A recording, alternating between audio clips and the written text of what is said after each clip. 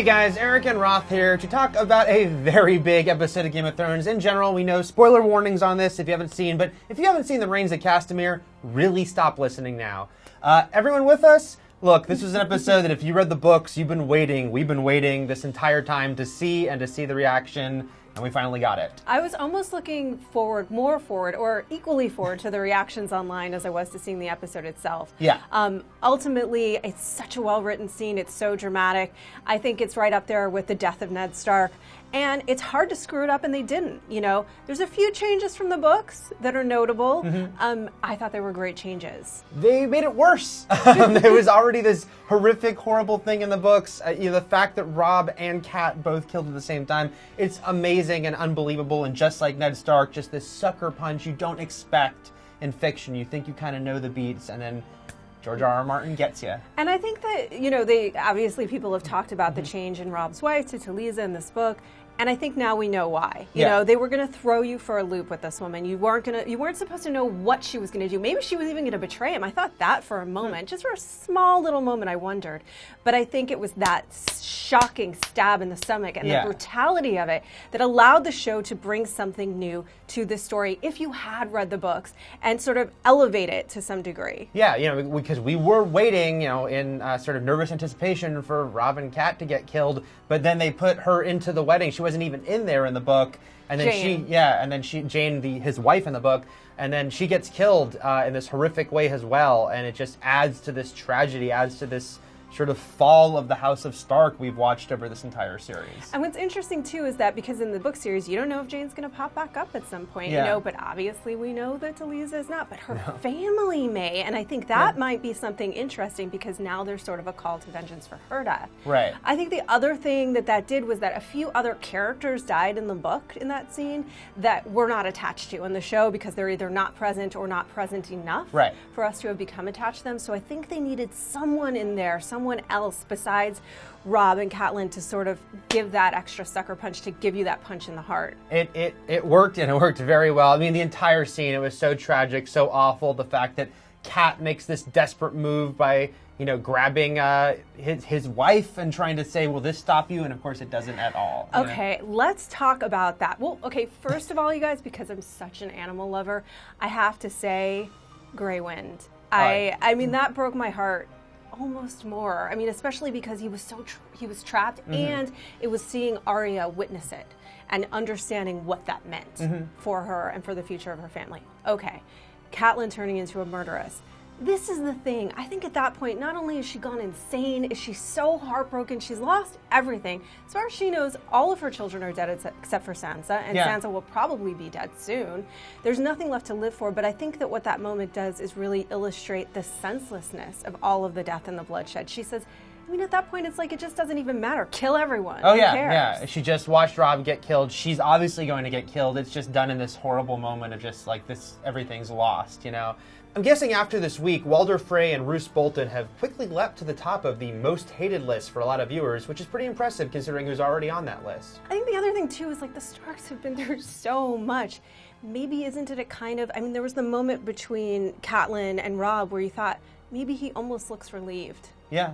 Maybe he's ready to sort of let go of this fight and all of the weight of this fight. And I think there was something really beautiful and subtle about that. There wasn't kind of the rendering of the face and the wailing. She did wail. Yeah. That we see in the book, but I thought the silence was actually more effective in this case. Yeah, he definitely seems to have resigned himself in that very brief moment to this is the end. It was such a crazy episode with that happening, but other things did happen. Surprisingly. And other storylines. It wasn't like last year with Blackwater where they only stayed in one place. It was a little hard to get invested in Dany's story this week because it was so literally far removed. But, and also, they have to save money on budget, so the city was taken, but kind of off camera. I mean, and I thought they did a good job of showing some amount of swordplay. Yeah. We don't get a lot Three of that. badasses fighting together, we don't get a lot of that, and I thought that really worked. It was effective. It was, but I'll be honest. I mean, I was waiting for the wedding. Of course, so I was just kind of like, oh, that's awesome, great. But I was waiting for the wedding. It was hard for me to invest. I don't know if that was different for people that weren't. I'm sure it was, and I think it was actually a smart idea to not only have the wedding be the focus, because I think it would have telegraphed too much that something big's about to happen. It's not like showing a battle of a city. like last year, this would be like, why are we spending this much time on this wedding? So I understand why they did it. But yeah, for those of us who read the book, it was a little difficult, but I thought it still did its job. And, again, her infatuation with the handsome and dashing Dario. Poor Jorah. Poor Jorah. He's just so like, oh, yeah, Jorah, thanks so much for, leading me and being my loyal servant and all of these other things. Is the hot one alive? I mean, that's essentially Pretty what much. It felt like what she was saying at that point.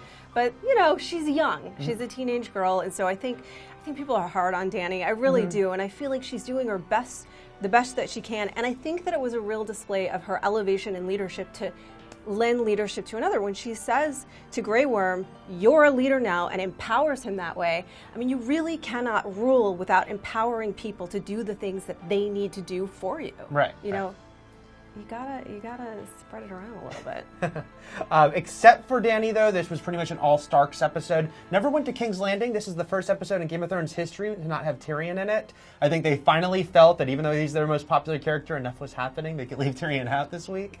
But yeah, we got a lot. Jon and Bran, so close, so physically close to each other that it was sort of anguish to know that these brothers were almost reunited. Yeah, and I think the scene between Arya and the Hound sort of highlighted that when she says to him, I know you're afraid because you're so close, and yet it was physically depicted. Yeah. So close, but so far. And that was the story for the Starks this week.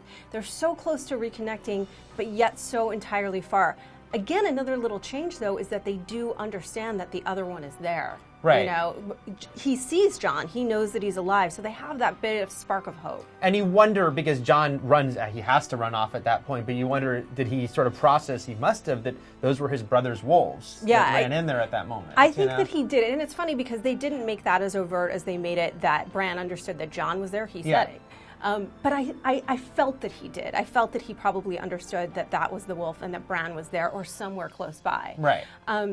Another thing that was sort of great and beautiful about this episode is that it highlighted the Stark sense of ethics, and Jon's not, Jon, I understand he's Jon Snow, but he is a Stark, he was raised by the Starks, so he's not willing to kill the old man.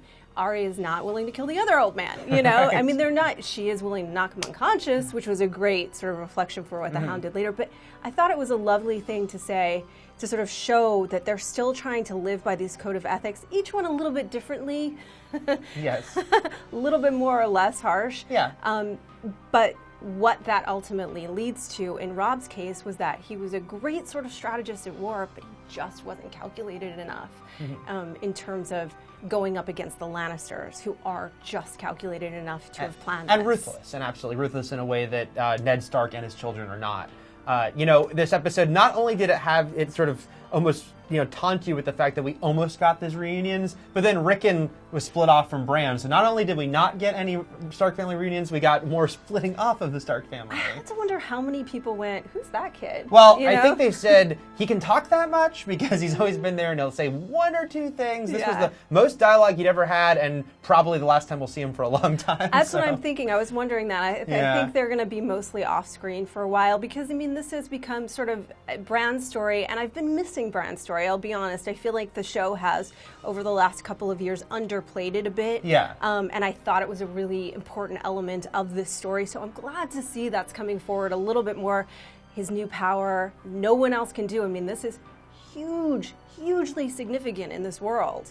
Yeah, I mean, we definitely saw the power of Bran in this episode way more. The fact that he took over Hodor and by seemingly could take over any human, and the fact that that no one's seen that before. What could that mean? Right. I mean, certainly it could mean endless amounts of power if somebody wanted it to mean that. And I think that's another reason why they sort of showed us once again. Listen, the Starks, they're ethical people for the most part. As much as they can be, they are. So if someone's going to have this power, wouldn't we want it to be Bran or one of the Starks? Right. And then, we did see Sam for a second. I kind of thought that was needless in this episode. But You're a wizard. You're a wizard. Lastly, though, we mentioned Arya in passing, but just to say that, again, it was horrible that she didn't get reunited with her family, but at the same time, the Hound, this fascinating character, he saves her life, If she'd walked in there, that would have been it for her. And so the fact is that as much as she hates this man, they have a very interesting dynamic going at this point. Well, I think that the relationship between Arya and the Hound only becomes more and more fascinating because there's such an enmity between them, especially coming from her. But she really needs him. He has now saved her life, and really selflessly, in the sense that now there's nobody really to pay him for her. There's nobody left. One thing that I did miss was them making a bigger deal out of how big a betrayal this was in terms of the holiness of the ceremony with the salt and the bread. Yeah. I did kind of miss that. I think, though, we will get to that. The fact that, this was, the fact that they took these people in and said, not only we're giving you a home and this wedding is going to happen here, and that betrayal, I think there's still room. This is not the season finale to sort of see, there's still of that. Plenty left to play out, you guys. And I think that the important thing to note here is that, as you can see, some people thought, hey, the Lannisters, maybe the Lannisters aren't really in this, or what are the Lannisters up to? Well, now you know. They have orchestrated this. Tywin has orchestrated this. The Lannisters send their regards. They really, as far as they know, hold the key to the North and Sansa. Yeah. They really are in a position to take over everything, as far as they know. Yeah, well, it seems pretty dire for everyone at this point, especially on the Stark side of things. North will never forget. Definitely Arya won't. No, she will not at all. What did you think of this amazing episode? Let us know in the comments. I know everyone has a lot to say this week, and we'll be back next week to talk about the season finale, guys. Thanks.